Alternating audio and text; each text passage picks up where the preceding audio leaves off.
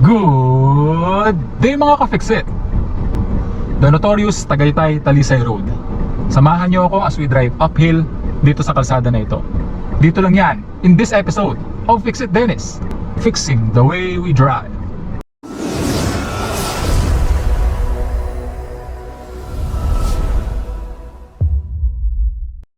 Okay mga ka-Fixit, Happy Valentine's po sa inyong lahat. So nandito po tayo ngayon sa paakyat na kalsada ng Tagaytay Talisay Road. Tinawag po itong the notorious Tagaytay Talisay Road dahil sa dami ng kurbada, sa dami ng sharp curves and sharp bends nitong kalsada na ito. So pag dinala-diretso mo to, ang labas nito dun sa Tagaytay Rotonda. So yan, aakitin po natin ito uphill mga ka-Fixit. So galing na tayo sa Ligaya Drive, nagmaneho po tayo doon ng pa-downhill. Yun po yung first part ng video na ito. So dito sa second part ng video na ito, tatahakin naman natin itong Tagaytay Talisay Road ng pa-uphill. So sabi nila sobrang dami daw ng uphill dito. At sabi nila sobrang dami daw ng sharp bends dito and sharp curves. So makikita niyo dito sa papakita kong road map. Kaya kung makikita ninyo, sobrang dami nga naman talaga ng sharp bends and sharp curves. And ultimately, ang lalo pa nagpahirap sa kalsada na ito ay yung sobrang uphill siya. So para kang umaakit ng bundok. Okay mga ka-Fixit? So this is a 11.7 kilometer drive. So around 25 minutes siguro, around 25 minutes drive. So subukan natin yan mga ka-Fixit. Actually first time ko pa lang magdadrive sa kalsada na ito, no? Antindi mo rin. Ako kinakwento ko sa inyo totoo. Nakakayamang aminin, first time ko pa lamang talaga magmamaneho sa kalsada na ito dahil nung dati nung napadaan ako dito, ako po ay isang pasahero at pa downhill and uphill po yung driving namin. Okay, so sa pagkakataong ito ako yung magmamaneho. And as we go along, as we drive along this road, magbibigay ako sa inyo ng mga simple tips to remember kapag magmamaneho kayo sa mga ganitong klase ng uphill and downhill roads na sobrang dami ng sharp bends and sharp curves. So naumpisahan ko na yung mga simple tips na yan doon sa first part ng video na to. Itutuloy ko lamang dito sa video na to mga ka-Fixit yung mga simple tips na yan. Okay? So signal lang ako ng pakaliwa. Tayo lalabas sa kalsada na to and we will enter this Tagaytay Talisay Road.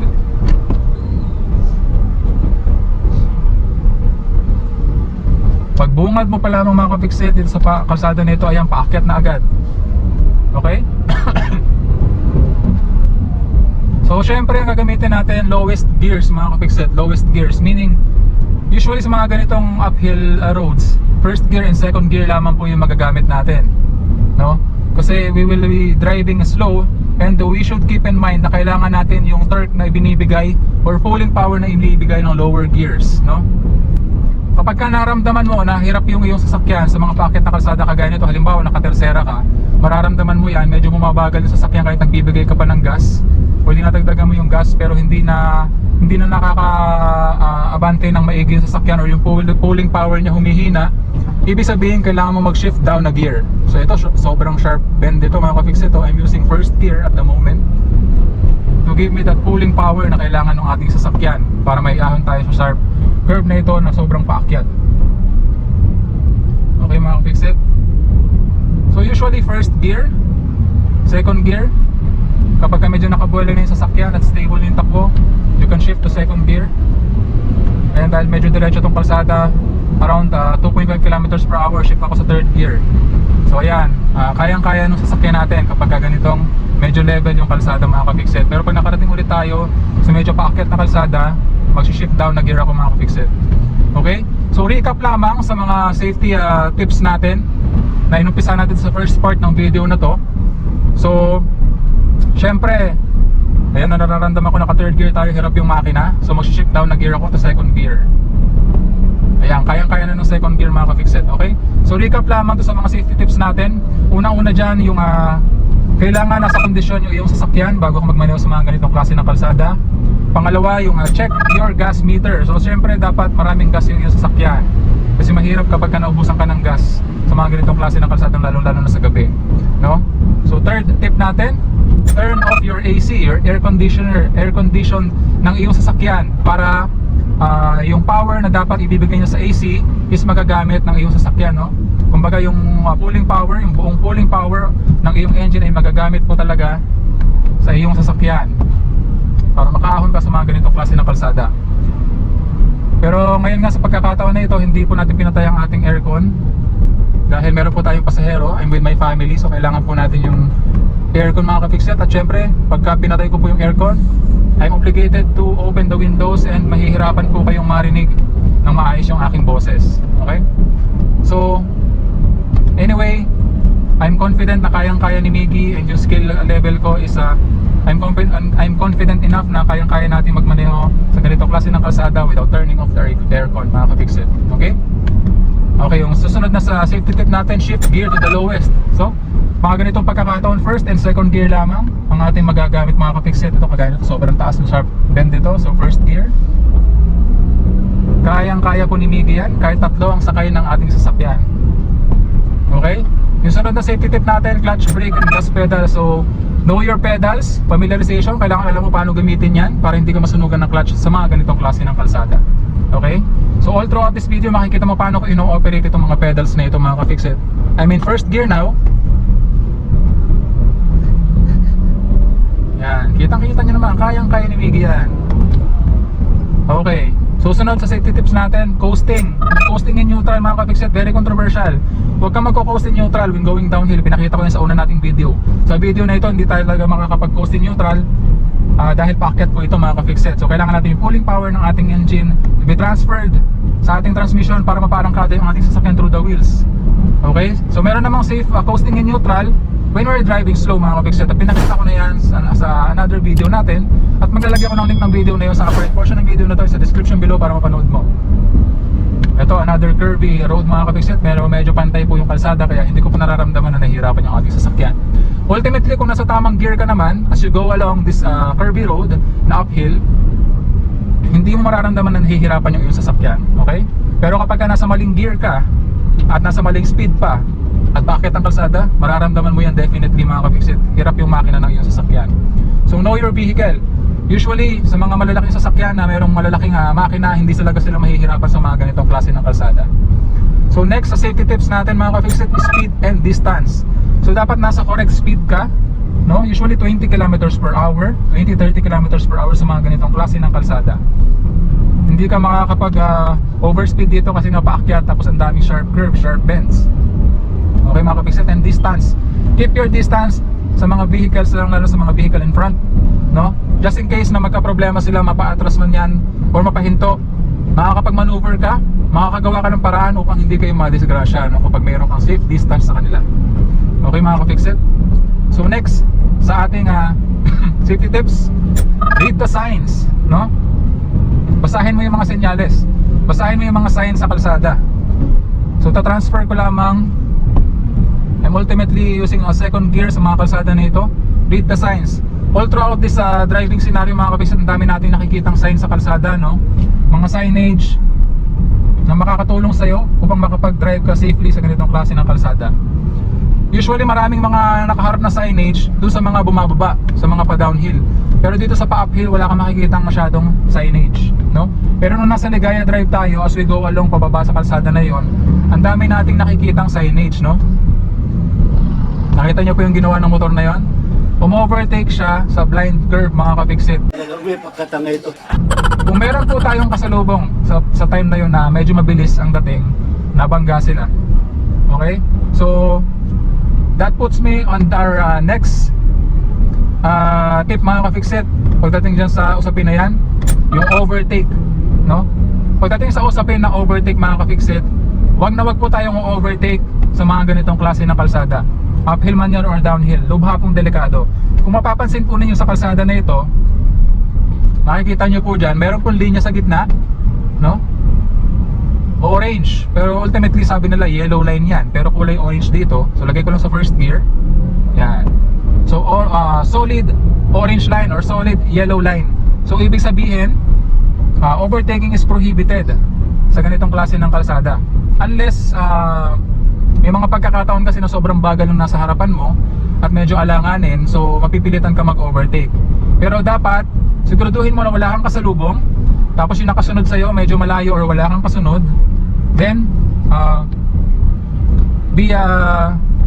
maging pasensyoso ka, no?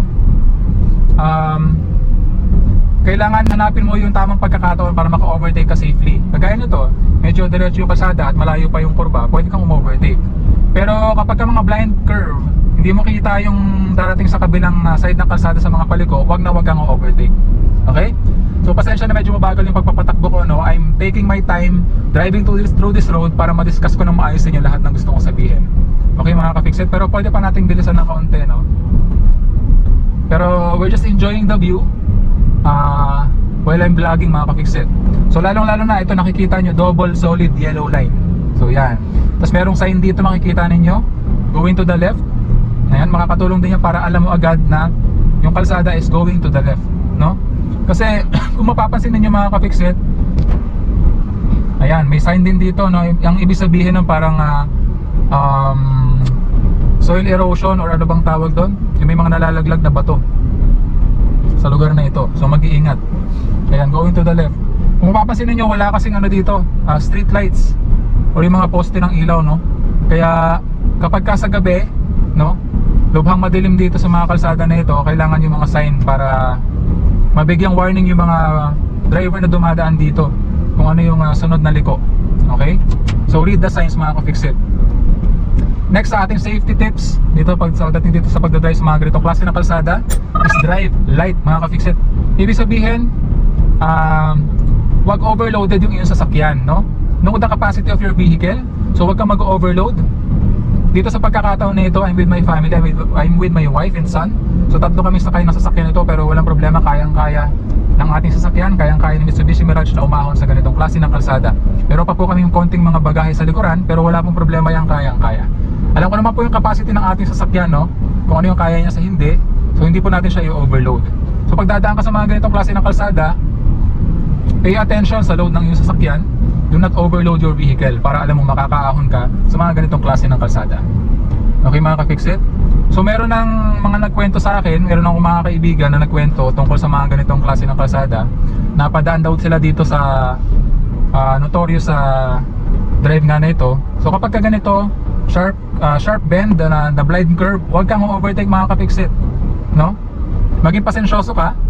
Antayin mo na mag-clear yung kalsada and wait for the safe opportunity para malampasan natin itong nagbabike na ito, kasi hindi na natin siya pwedeng overtake ng alanganin, no? So ito, safe opportunity na to, pwede na to.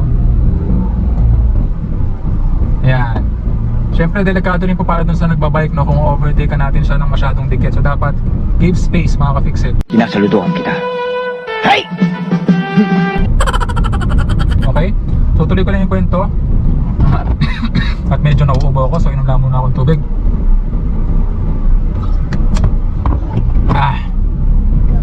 Okay mga ka-fixit.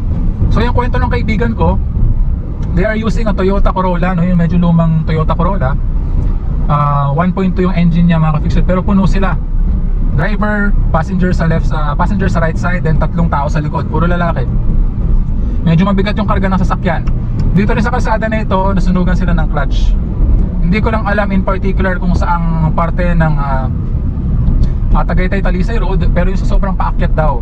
So doon sila nasunugan ng clutch. Hindi ko alam kung driver error o dala na rin ng kalumaan ng sasakyan, dahil mabigat din talaga yung karga ng sasakyan, no, at that time. So ayun, kaya sila nasunugan ng clutch mga ka-fixit. So naghalo-halo na. Ayan sabi, warning, dangerous curves nakalagay dun sa signage. So doon pala mabibigyan ka na niya ng warning. So mag-iingat po sa mga ganitong klase ng kalsada. That's why we are driving slow at a very manageable speed mga ka-fixit. Tsaka kung mapapansin niyo, walang masyadong dumadaan dito, no? Kasi nga maraming kurba at uphill driving mga ka-fixit. So I'm understanding now bakit tinawag to na notorious road mga ka-fixit.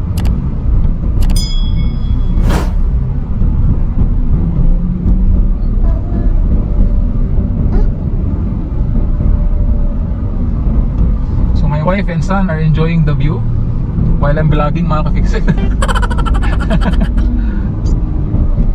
So I'm paying close attention, no, sa kalsada mga ka-fixit, kasi lubhang delikado po pag naalis mo po yung attention sa mga ganitong klase ng kalsada. Ganda ng halaman. Ayan. So sa mga may balak pong mag-drive dito sa Tagaytay, particularly dito po sa Tagaytay Talisay Road or sa Ligaya Drive, aka Sungay. So take note of my tips, no, sa vlog na ito para malaman nyo po ano ba yung mga kailangan yung i-take into consideration and i-prepare sa inyong sasakyan bago kayo magmaneho sa mga ganitong klase ng kalsada para maging safe po yung inyong experience. Okay mga ka-fixit? So kung sakasakali man na mabitin tayo sa mga ganitong klase ng kalsada na uphill, so meron na rin naman akong ginawang video tungkol dyan, no, uphill starts, no?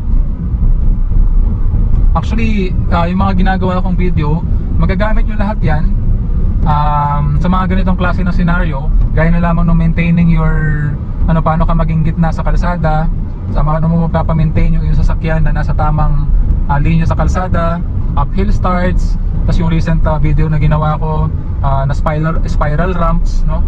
Yun, lahat yun makakatulong sa'yo para sa mga ganitong klase ng kalsada. So panoorin mo lahat yung mga video na yun mga ka-fixit. Maglalagay ako ng mga link ng video na yun sa description ng video na to. Pwede rin ako maglagay ng link sa upper right portion ng video na to para mapanood mo. Okay mga ka-fixit? So kung mapapansin niyo mga ka-fixit, we're driving na nakabunta tayo dito sa truck na ito. So we're keeping a safe distance.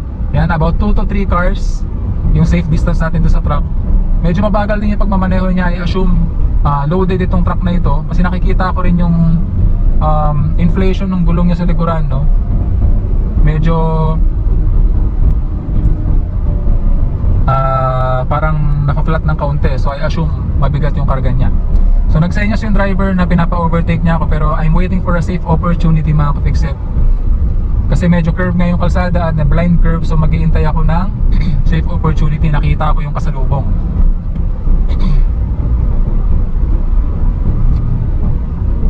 Eto, medyo safe dito ang overtake sa susunod na curve na ito kasi medyo straight. Maghihintay lang tayo kung wala tayong pasalubong bago tayo overtake. Okay?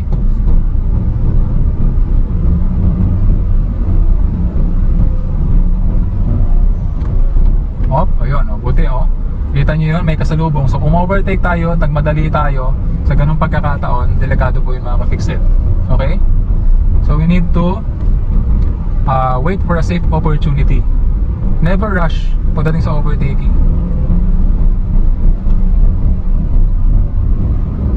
Ito pa din na dito.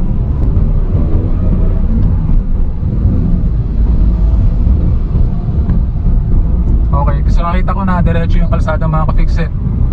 At safe nang overtake kasi wala naman tayong kasalubong at wala rin nakasunod sa atin, no? Kita ko po lahat yan sa ating door mirrors, left and right, and sa ating rear view mirror. Okay? So always check your mirrors before doing an overtake mga ka-fixit, no? Siguraduhin nyo na safe before you proceed. Papapansin niyo ang dami ng sign sa part na ito. Warning, dangerous curve nakalagay doon. Ito, meron ding sign dito na pakaliwa yung kalsada na ito. Warning, prone to landslide. So yun, huwag kang dadaan dito kapag may bagyo mga ka-fixit kasi prone to landslide. So pag lumampot yung lupa, ayan, delikado po.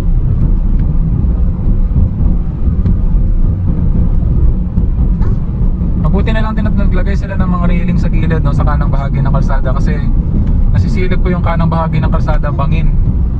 Sobrang pababa mga ka-fixit. So kapag nag-lose control yung vehicle dito at walang safety railing sa gilid, sa kanan, maaaring dumire-diretso yung sasakyan sa bangin sa gilid. So lubos na pag-iingat po ang kailangan kapag nagmamaneho ka sa mga ganitong klase ng kalsada. Kapag ka mga ganitong curve ka-fixit, hindi mo kailangang alisin yung iyong kaliwa at kanang kamay sa iyong manubela. Lipat ko lang sa second gear. Medyo bumagal lang masyado yung takbo natin doon. Nag-slow down tayo dahil may mga tao.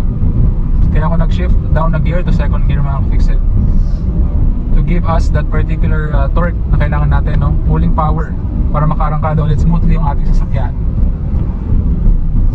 So pag sharp curve na ganyan, yan, steer mo ng tama yung iyong manibela mga ka-fixit. Easing off, ibig sabihin alisin mo yung iyong kamay ng kaunti, easing off. Hindi mo aalisin fully yung iyong kamay sa manibela. No, easing off ibig sabihin papakawalan mo lang siya ng kaunti para bumalik siya to its natural position or sumenter ulit yung gulong.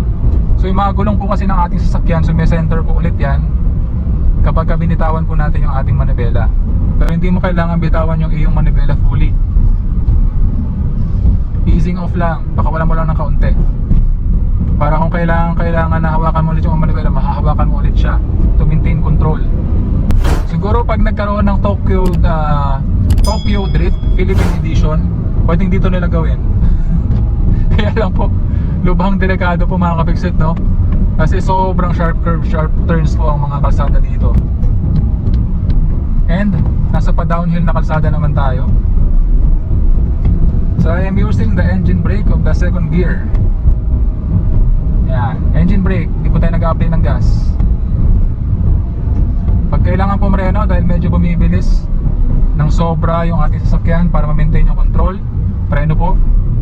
So para makapag-proceed, give it gas. Slight lamang, kaunting-kaunti lamang. Sharp curve, so preno po ng kaunti, then proceed. Adding gas, slight gas lamang. Maintaining control of our vehicle. Engine brake of the second gear. Then preno pag kailangan. Exit the turn, give it gas, slight lamang mga ka-fixit. Preno ulit, sharp bend. Give it gas to exit the turn. Yan. At times mga ka-fixit, ginagamit ko yung engine brake ng ating second gear by easing off the gas. Ibig sabihin, inaalis ko po yung aking pagtapak sa accelerator pedal. So ino-OA-an ko lang po ngayon, no? Inaalis ko talaga yung paa ko. Pero ultimately, pag naka-apa po yung aking paa na ganyan sa accelerator pedal, gusto ko mag-ease off, inaangat ko lang po yung paa ko. Ibig sabihin, the sole of my shoe is touching or almost touching the accelerator pedal, pero hindi po ako nagbibigay ng gas. Okay? Ganun po talaga sa pagdadrive. Pero just for the sake of this video, inaalis-alis ko po yung paa ko na ganyan para may pakita sa inyo na hindi po talaga ako nagbibigay ng gas. So yan, marami rin po nagbabike dito sa kalsada na ito. So pag nakakita kayo ng ganyan, mag-iingat po tayo. Magbigay po tayo ng sapat na espasyo, no? Pwede rin po kayong gumamit ng navigational tool or application kagaya ng Waze, no? Para matulungan po kayo mga ka-fixit sa mga ganitong pagkakataon at mabigyan po kanya kayo ng warning kung ano po yung sunod na liko, no? Makikita nyo rin po yan sa Waze. So very handy tool, lalo na sa gabi, no? Para kahit medyo madilim sa kalsada, no, mabibigyan kayo ng warning ni Waze kung ano yung sunod na liko, left or right man yan, sharp curve or sharp bend or straight road mga ka-fixit. Dahan-dahan lamang po tayo dahil may tumatawid.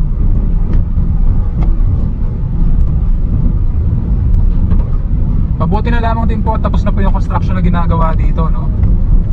Kasi may mga napanood akong video around 2020 na may construction daw pong ginagawa sa kalsada nito. DPWH maintenance pala tong mga ito mga ka-fixit. So minimaintain lang nila yung lugar, which is very nice, no mga ka-fixit. Ibig sabihin, para maging kondisyon at maayos po muli ang lugar na ito. Let's enjoy the moment mga ka-fixit. Let's enjoy the view as of the moment. So magpe-play muna ako ng background music para ma-enjoy natin yung view dito sa kalsada na ito.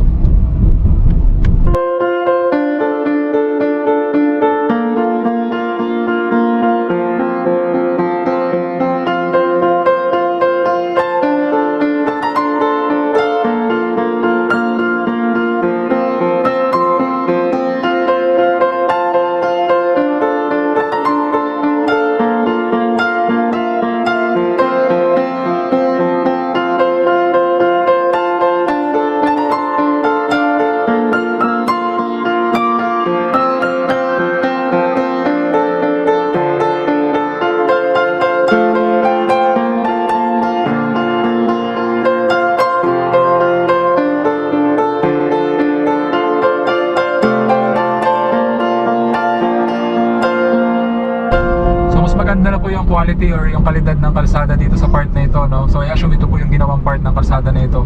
So ang ganda ng pagkaka-spiral to, ramdam na ramdam ko po sa ating sasakyan, no?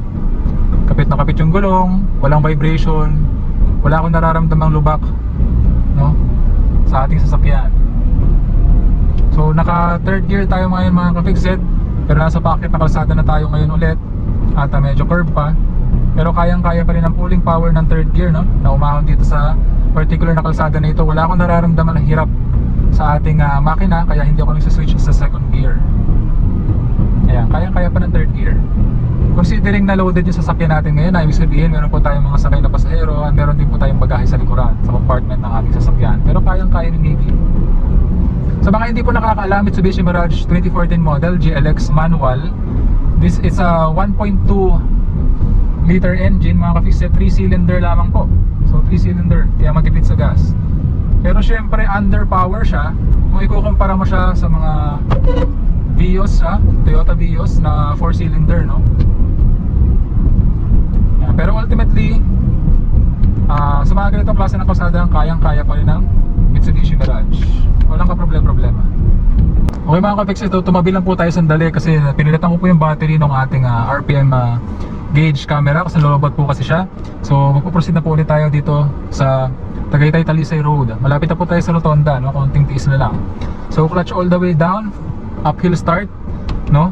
At tanggalin ko na yung ating handbrake, uphill start using the brake pedal only. So clutch all the way down, first gear, gas, then clutch method. At makakalabas na po tayo sa kalsada kahit uphill pa to. Okay? So I'm in second gear now mga ka-fixit. Kung mapapansin ninyo all throughout this video mga ka-fixit, I usually shift or yung i-maintain natin yung RPM level natin around 2,000 to 3,000 RPM level only, no? Hindi tayo lumalampas masyado sa 3,000 kasi ultimately kailangan lamang natin yung ganong taas na RPM range, no? Using first gear and second gear, no? Sa ganitong klase ng kalsada mga ka-fixit. And syempre using too much rev sa ating makina mga ka-fixit could damage the clutch, particularly the clutch friction disc mga ka-fixit. So dapat i-maintain lamang natin sa tamang level ng ating RPM range. And syempre our engine runs efficiently and smoothly at that RPM range mga ka-fixit. So 2,000 to 3,000 RPM is enough mga ka-fixit para sa particular model na to and sa application natin sa ganitong klase ng kalsada. So first gear dahil sharp bend at sobrang paakyat ito.